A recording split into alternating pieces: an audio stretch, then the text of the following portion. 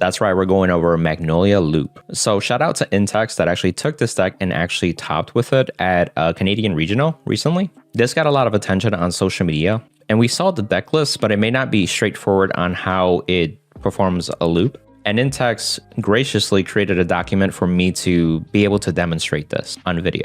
To better understand it too, I'm going to break it up into 5 sections. So the first is more like the standard infinite loop to reset. The second is setting up your board. The third is infinite power on your rearguards. The fourth is stacking your deck. And then lastly, it is the 11 attack play now that everything's in place. Starting up with the standard infinite play, these are the cards that are pretty much involved. We have Cutlass to be able to countercharge. We have Bell to recycle or bind it stuff, such as like Dancing Cutlass. We also have the Magnolia support, Banaspati, that's able to call 2 rear guards because we'll be on grade 4. And hence we have a heart with Magnolia in the name. Also with Magnolia support, we have the Sensory that can bottom deck itself.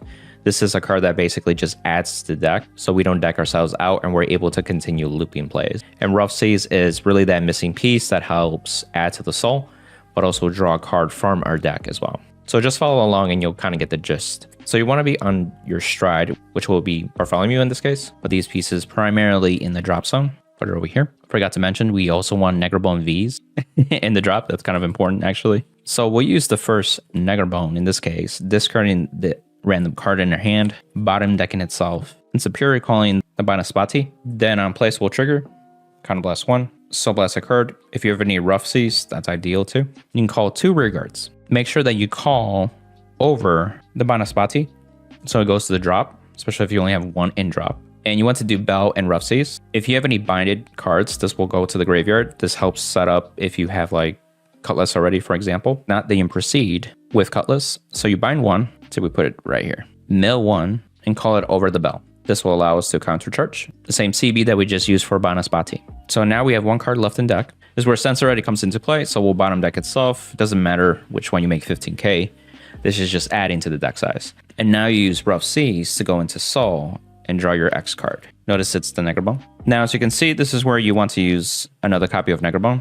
So you can discard this one, bottom deck itself, and then you'll call the Banaspati. Then use its skill to Counterblast, Soul Blast, the same Rough Seas that you just Soul Charged with. And again, you'll call these 2. Look familiar? And then now we do have a binded card. This will put it back, which is our Cutlass. And then we'll redo Cutlass where we bind it. I'll just leave it face up. Bind it. And then mill, call over it, countercharge. And then of course we have Sense Ready, bottom deck itself. Then you use Rough Seas to draw a card. Boom. So essentially, this is how you reset the loop and get to this state. That's the whole point of this part. Now for the second section is board setup. So now we know how to loop. How do we set up a board with our rearguards? You can use the Negrabone and drop, discard it, call the Banaspati, use its skill to Counterblast, Soul Blast. You'll call the Rough Seas again, but you can call any rearguard of your choice. In this case, we'll do the Scare deck. Again, call this over, so it goes to the drop. So this is where you can now use Cutlass to mill 1, bind itself, call itself to countercharge 1. Make sure you keep this, and we still have the Rough Seas. And then we have Sensory, bottom deck itself. And now we can use Rough Seas to go into the Soul and draw a card. So we have a card back in hand. So now use Negrabone, again from the drop, discard this one, bottom deck. You can call over the Cutlass, so you have the Cutlass back in drop. Then use its skill, Counterblast, Soul Blast, and call it over here. Make sure this goes to the drop. Another Scare deck over here. And then the Rough Seas, again, as mentioned with Cutlass, we mill 1, bind another copy as well. We'll countercharge, then Sensory back into the bottom of the deck. Then use Rough Seas to draw the card again. Now for the third rearguard, we use Negrabone again, discard this, call it over here, use the skill, Counterblast, Soul Blast, over the Cutlass, and any rearguard of your choice. Let's say a random heal trigger. It doesn't really matter. Intex says he uses a draw, but essentially you want to make sure you use Bell to consistently getting back the Cutlasses. So again, it's a loop. It takes a while. Just skipping ahead. But we also need to have these be able to attack from the back row. And this is how Daminaru comes into play. Same thing with Negrabone. Bottom deck, the other one. Discard this and call Banaspati again. You can call it over the Cutlass here. Use its skill. Counterblast, Soul Blast, and call these 2 over here. This will go to drop. This on place triggers now. Soul Blast. That's why you want to have extra soul and make something attack from the back row. We'll use the effect notification here. Then we'll do the Cutlass play where we mill, bind, the other Cutlass, call over here, and countercharge, and then Sense Ready, bottom deck, and then Rough Seas to draw a card. So Negative Bone again, bottom deck, discard this one, bonus body, Counter Blast, Soul Blast, then Amaru and Rough Seas again. Again, call them in the front. This will go into drop. This will trigger, Soul Blast another card. Make this attack from the back row. You could trigger Cutlass, bind one, mill one, call it over here, counter charge, Sense Ready, then Rough Seas, draw a card. Now you may notice we have the 3 Cutlass and bind. That's okay. So we do this guy, Negative Bone, discard, call, minus Bati, Soul Blast. It takes you an extra turn, but then you can see that the bell will bring these back and then reloop essentially. So I'm just gonna skip ahead. So fast forward, you have 3 riggers now that can attack from the back row. That's the whole point of board setup and making them attack from the back row. Now onto infinite power. So similar, we'll use Negative Bone to discard this, call Banasparti, use the skill, Counter Blast, Soul Blast, and this time it's Rough Seas and make the Ghosty. So we place them over in the front. This will trigger and give a unit plus 10k. We'll put it on the discard deck. We'll do Cutlass again, bind one, mill one, call it over the Mick. So we'll counter charge. Now Mick will shuffle technically the deck. So let's just say it's random. It doesn't really matter. You'll see why. Rough Seas will go into Soul now and draw a card at random, which is a Negative Bone in this case. Then we do Negative Bone again to bottom deck, discard this one, call Banaspati, call it over the Cutlass, use the skill again, Counter Blast, Soul Blast, and this time we'll do Bell and Rough Seas. Bell will trigger, putting back these colors back into the drop, then use Rough Seas to draw the next card, which is the second random card, which is our Mick, as you can see. We use Sense Ready, target Bell, put it at the bottom of the deck, and then use Cutlass to bind itself to call over the Bell, mill one as well, and counter charge. Look familiar. We have 1 card, we have a Cutlass, the back row is still here.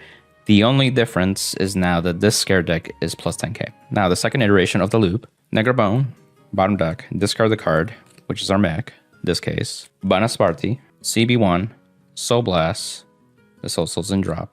We get our Rough Seas and our Mick, the Ghosty. Mick triggers, and you can start really giving 10k to a Rigard or another Rigard. I'm just putting it into this Rigard so you know. Use V Cutlass, bind one, mill one, call over the Mick, counter charge. Mick will shuffle back. Let's say it's the top card this time. Rough Seas will draw. This time it's our Mick. Use Negative Bone to discard this. Call the Banasparti, bottom deck itself, the Negative Bone. Banasparti, skill, CB1, Soul Blast 1. Call Rough Seas and Bell.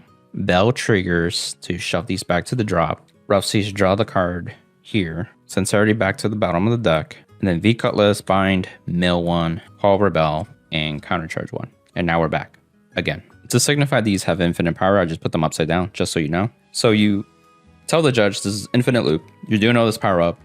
You get to the state. So this next section is deck stacking.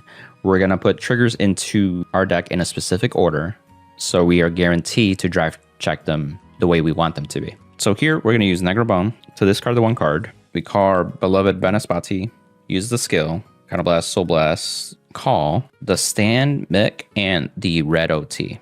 Also, one quick detail, you want to counter charge everything with the infinite loop from the first one with all the Cutlasses, so that way you have all face-up damage. And so you have 1 CB already used with Banaspati, and so when you call the triggers over it, you're going to want to use Quincy in the picture now, and this guy uses CB as well. So he'll use the CB. You want to return Mick to the bottom of the deck and call this to open rear, which is here. Then use Cutlass to bind mill 1, call over the Quincy. We'll get a CB back at least, but then we want to use Quincy again, CB1, to return the OT back, bottom deck it, and call it to open rear here. And then use a Negative Bone here, discard any other card that you have. You want to use Chad the Ghosty for a crit, call over the Cutlass, that's actually pretty important. Then, with the Cutlass you have in the drop, bind 1, mill card, and call it on top of the Quincy to counter charge. Then Quincy can trigger from the drop, bottom deck the crit this time, and call itself to Rigard, open. Now if you really want to, you can use Jesse to retire these 2, and call it to any of the front row, since these are back row attackers with infinite power. Let's use Negative Bone and call Bell. So Bell will actually return these. So this also helps with a 30 count plus in your drop. Also gives power to Bell, say 15k in this case. And then you use the Sensorettis here to make them base 15, but Bell's already strong, so you could even do 1 if you want at that point. You have enough cards so you don't deck out. That's also another factor. So the first attack will be Jesse the Ghosty. You'll be able to counter charge, get more power. Will be 20, retired. Second attack will be Bell. which is second smallest. Then you can do one of the scare decks, do another one. Remember, they're both infinite and crit too. Leave the other infinite one still standing. Then Bartholomew can attack. Use its skill. If you still need to make something attack from the back row, you can use Daminaru. You don't have to call all 3. You could just call up to 3. So I'm calling the 2. In this case, mixed power can power up this guy. And now we can proceed with the drive checks. So it's a stand trigger. So the standing effect will stay on one of the scare decks. The power can go to this guy. Second is the OT. So we'll draw a card, which is not a trigger. Then the OT power onto the scare deck. So it can attack twice still. The 100 million can be on the mic. So it's very big. The third will be the crit trigger. And you can give the power here to Daminaru. And you can give the crit power to either the MIG or the other infinite, ideally the other infinite. So that's our 3 triggers. Then you can attack with the weakest. This is over trigger with 1 damage as well. This is infinite with crit. This is infinite with crit again. Restand, infinite with crit again. And if they're not dead at this point, then they're not dead at this point, right? Remember, Bartholomew is also active. So every attack they have to guard with 3 more cards from hand if they guard from hand. Again, special thanks to Intex and doing so well with this deck. This deck has a lot of cons to it. It's very time consuming. So your biggest enemy is yourself and also time. Practice with this deck immensely. So that helps you not go to time, basically. But also, it's also, if your opponent knows what's already coming, they can kind of play around it to a degree. And there's plays that you could do with, against Hanole too. You could do 7 attacks and still do something similar to this. I'll put a link to the description and the comment where the doc he has that is actually very descriptive too. So if you want to go that for yourself, if you felt this was useful, let me know in the comments. Happy to show off like crazy combos too. So again, shout out to Intex and anybody that helped him train and make this deck a reality too. Till next time, amigos. Bye.